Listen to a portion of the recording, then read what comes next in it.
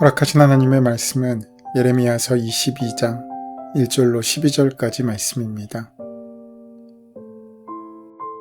여호와께서 이와 같이 말씀하시되 너는 유다 왕의 집에 내려가서 거기에서 이 말을 선언하여 이르기를 다윗의 왕위에 앉은 유다 왕이여 너와 내 신하와 이 문들로 들어오는 내 백성은 여호와의 말씀을 들을지니라.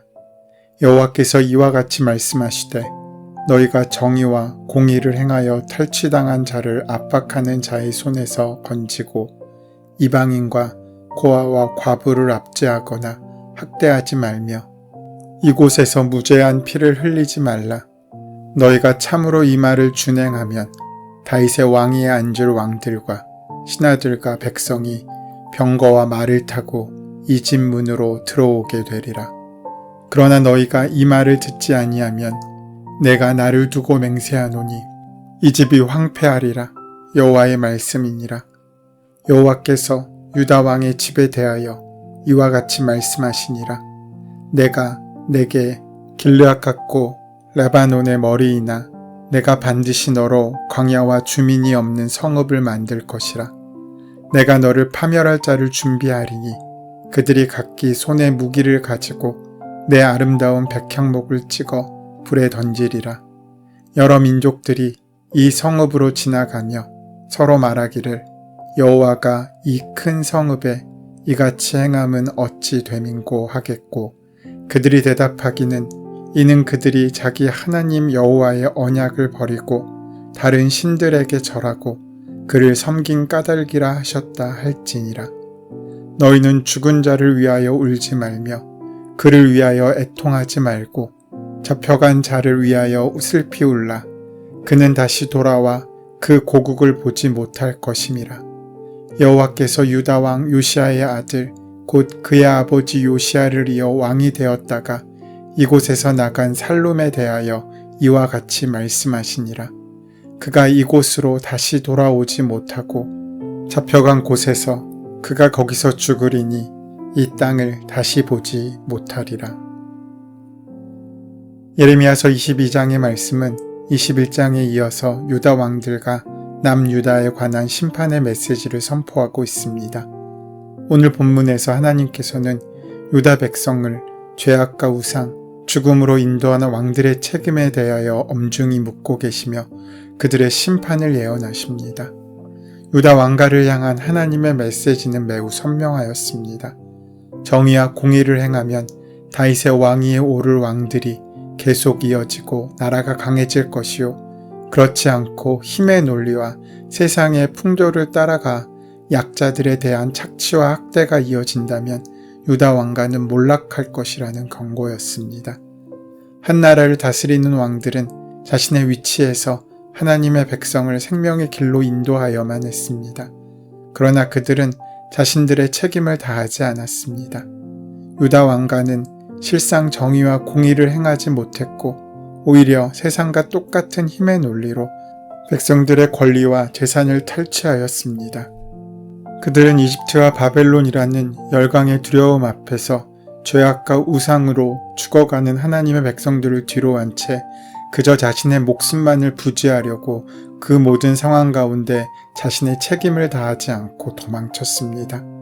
하나님께서는 당신의 백성을 우상과 죽음으로 내몬 유다 왕들에게 그 책임을 물으시며 그들에 대한 엄중한 심판을 예언하고 말씀하십니다. 선지자는 유다의 마지막 왕들, 특별히 요시야 이후의 왕들에 대한 말씀을 전합니다. 이 말씀은 하나님께서 유다를 심판하시는 이유에 대한 충분한 설명이 됩니다. 오늘 예언의 대상은 이방 사람들이 아니라 유다의 왕들과 그 백성들입니다. 하나님의 백성들이 그 대상이 되었던 것입니다. 오늘날 말로 하면 하나님께서 이 땅을 심판하시는데 그 이유가 세상 사람들 때문이 아니라 바로 믿음의 공동체, 교회의 사람들 때문이라는 것입니다. 우리를 향하신 말씀을 주고 있으신 것입니다. 지금 여기서 우리에게 하나님께서는 정의로운 공동체가 되라고 사명을 주셨습니다. 그렇다면 하나님의 백성인 우리가 정의로운 공동체가 되어야 하는데 어떻게 해야 그러한 정의를 이룰 수 있겠습니까? 3절 말씀은 그것을 탈취당한 자를 압박하는 자의 손에서 건지고 라고 말씀하고 있습니다. 그것은 자신의 소유와 몫을 빼앗긴 사람들을 도와주는 것입니다. 자신의 소유를 빼앗기고 착취당한 사람들의 형편을 도와주는 것입니다. 그들을 지켜주라는 것입니다. 도둑맞고 착취당한 사람들은 억울하고 가난한 사람들이었습니다. 하나님께서 우리에게 지금 정의로운 공동체가 되라고 말씀하시는 것은 모든 사람이 모든 사람의 상황과 형편을 자신의 것으로 인식하고 하나님께서 기뻐하실 수 있도록 그들의 아픔에 눈물을 닦아주고 그들을 위해 함께 싸워주고 지켜주는 공동체를 말합니다. 본래 하나님께서 왕을 세우실 때에는 온 백성, 특별히 탈취당한 자, 이방인이나 고아와 과부와 같은 연약한 자들을 하나님 대신 잘 돌봐주어 온 나라가 평강하기를 바라셨습니다. 이러한 하나님의 뜻이 충분하게 드러난 하나님의 율법은 모든 왕들에게 축복과 저주를 가르는 기준이 되었습니다. 하지만 대다수의 왕들은 그 말씀을 듣지도 따르지도 않았기 때문에 하나님의 심판이 예루살렘과 유다에 임하게 된 것입니다. 그래서 하나님께서는 그들에 대한 심판을 행하실 것이며 사람들은 무너진 예루살렘 성을 보고 그 멸망의 이유를 그들이 하나님의 언약을 버리고 다른 신을 섬겼기 때문이라고 말하게 될 것이라고 오늘 말씀하고 있습니다. 남유다가 멸망하게 된 근본적인 이유는 바로 우상숭배 때문이었습니다. 우상숭배가 무서운 죄인 이유는 우상숭배로 인해 하나님과의 관계가 어그러지고 그 언약을 버리게 되므로 그 이후의 모든 관계들이 함께 어그러지기 때문입니다. 첫 단추가 잘못 꿰어지면 이후 모든 단추가 잘못 꿰어지듯이 하나님과의 관계가 어그러진 왕들과 지도자들은 자신들의 역할을 제대로 감당할 수 없게 됩니다. 하나님을 경외하지도 않는 지도자가 그 백성과 약자들을 사랑할 리는 만무했습니다. 오히려 폭력과 착취와 학대만 남은 공동체가 되어버립니다. 그것은 지금 이 시대도 마찬가지입니다. 지금은 교회가 없는 시대가 아닙니다. 분명 많은 교회들이 존재합니다. 하지만 그 교회가 지켜야 할 하나님의 공의와 정의가 또 사랑이 사라져버린 시대이지 않습니까? 자신의 인생을 심판하시고 불꽃 같은 눈동자로 바라보시며 우리를 지키시는 하나님에 대한 경외함 없이 힘을 얻고 권력을 얻은 사람들은 그 힘을 하나님의 뜻을 이루기 위해 하나님의 공의를 위해 사용하지 않고 다른 사람을 착취하여 자신의 욕심을 채우는 데 최선을 다해 삶을 살아가게 되지 않습니까? 그러나 이 땅에서 그리스도인들이 우리 위에 계신 하나님을 경외하며 나에게 주신 힘과 권력으로 약자를 보호하고 돌보는 사회적 정의를 이루어갈 때 교회는 세상 속에서 빛과 소금의 역할을 다하여 함께 지어져 갈 수 있게 될 것입니다. 선지자는 유다의 마지막 왕들을 일일이 언급하면서 그들에 대한 하나님의 말씀을 전합니다. 10절부터 하나님의 명령을 받들지 않은 왕들의 운명을 말하고 있습니다. 먼저 살룸 왕입니다.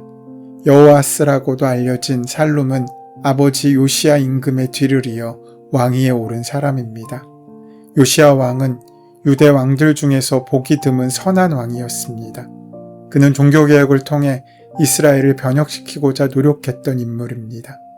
그에게는 여러 아들이 있었는데 그들은 각각 요시야 왕을 이어 왕이 됩니다.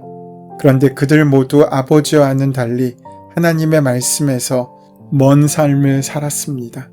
아버지보다는 다른 악한 왕들의 길을 걸은 것입니다. 이것을 보고 자식 농자가 쉽지 않다는 것을 보게 됩니다. 아버지가 선하다고 아들들이 모두 아버지를 본받아 살지 못하는 것입니다.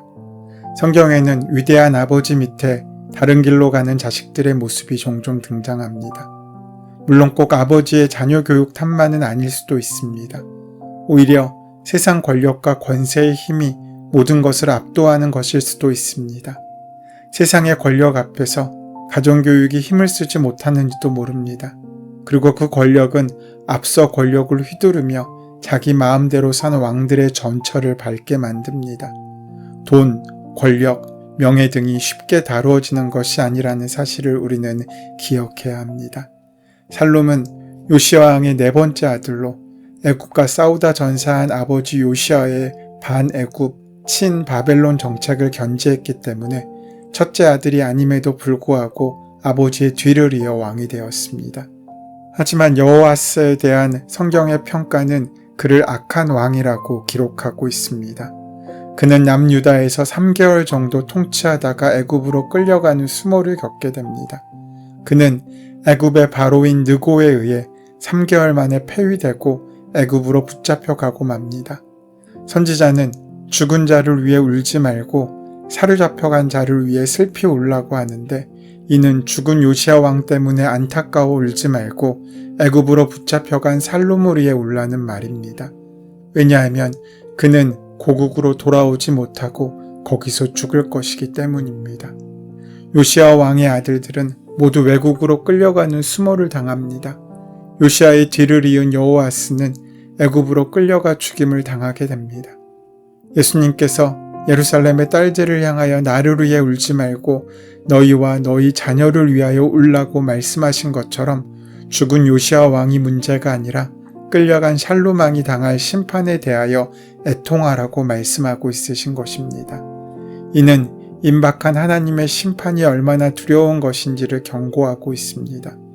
지금 남 걱정할 때가 아니다라는 말처럼 남유다는 죽은 자를 위해 애통이 아니라 비참하게 끌려간 왕과 자신들의 처지를 보면서 하나님의 백성으로 애곡하고 참회하여야만 했지만 예레미야를 빼고 그 누구도 애가를 지어 슬퍼하거나 뉘우치거나 회개하지 않았습니다.